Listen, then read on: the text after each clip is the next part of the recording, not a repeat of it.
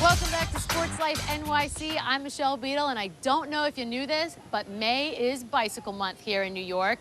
And with our ever-growing concern for the environment and those gas prices that don't seem to want to go down, it's no surprise that our city has come a long way in becoming a more bicycle-friendly community. Even I, with my little pink helmet and my turquoise bike, like to hit the road. So we decided to check out the organization that's been at the forefront of this bicycle revolution. Every day in New York City, approximately 130,000 people take a bike ride. And whether it's for transportation or exercise, it's actually a political statement of sorts, whether they know it or not. That's because there's an ongoing battle for the city's streets. Cars and trucks that once ruled the road are now competing with growing numbers of cyclists who dare to brave the infamous New York traffic. It's a little bit of the wild, wild west. We want people to obey the rules, but there's a craziness in the city where there's this thing, I guess if you get no respect, you give no respect. So the cycling community really needs to hear from the city. Bill DIPAOLA is a pioneer of the cyclist movement. 21 years ago, he started a grassroots environmental group called Time's Up, focusing on issues like pollution, green spaces, and sustainability. But their message fell on deaf ears. That's when Bill banded together the fragmented community that was using their bikes as a healthy, non-polluting form of transportation and made them his base. The situation in New York City, the bikers were all independent. You had people who were riding these fixed gear bicycles and these 10 speeds and these mountain bikes, and older people and punks and yuppies, and they seem to be very separated. And the group rides, when you're riding together, it kind of builds kind of a strength.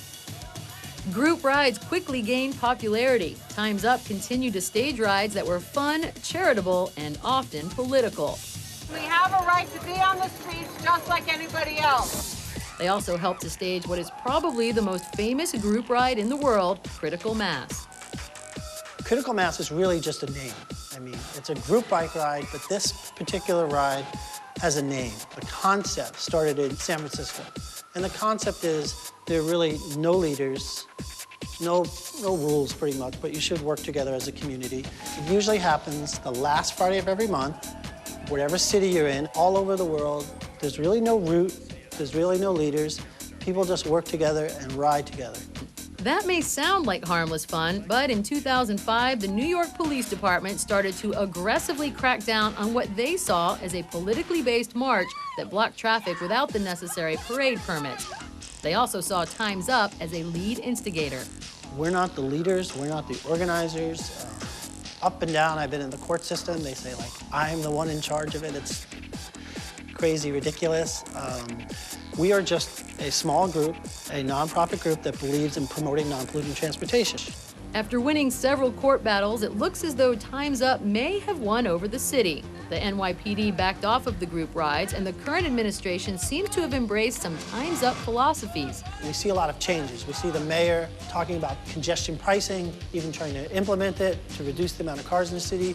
And he's also been doing some stuff where he hired a lot of DOT people, the commissioner, to increase bicycle lanes and infrastructure. So they're starting to do some great stuff. One of the infrastructure changes advocated by Time's Up can be seen on 9th Avenue between 16th and 23rd Street. It's a change that Time's Up volunteer Judy Ross sees as a model for the future of New York streets. What you see is very different than other bicycle lanes in the city, because right now it's a physically separated lane.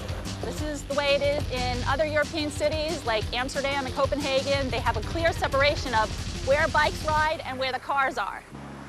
Time's Up volunteers help to invent and implement new forms of non-polluting transportation based on the bicycle. One example is the pedicab.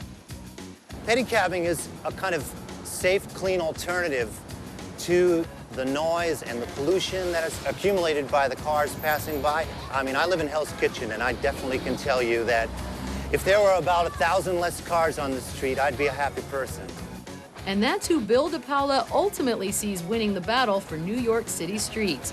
Hybrid forms of transportation, some of which will be born from a bicycle revolution. The pedicabs are this great combination where they have a little electric motor, and you start pedaling, and then at a certain speed, the electricity takes over. So there's going to be kind of this thing from high tech to low tech, which I think is going to be great. The fact is that people don't all have to look the same or behave the same. There could be punks or yuppies, and they couldn't have fun and do something good for the planet.